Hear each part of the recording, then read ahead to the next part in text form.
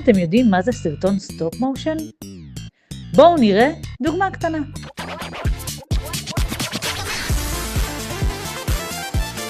בסרטון כזה מצלמים המון תמונות בודדות, שביניהם יש שינויים קטנים בכל פעם.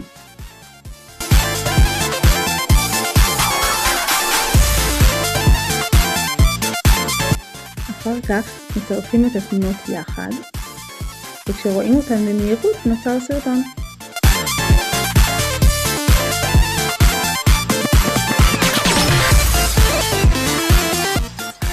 קודם כל, מורידים אפליקציה שמתאימה לצילום כזה. אנחנו הורדנו את האפליקציה הזו. שמה סטופ מושן סטודיו. אפשר להוריד לטלפון נייד או טאבלט.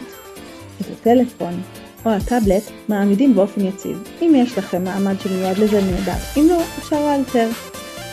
לא לשכוח לערוך שינויים קטנטנים בין תצלום תמונה אחת לתמונה הבאה. מכינים את כל הציוד מראש. ועכשיו, קדימה, לצלם. בהצלחה!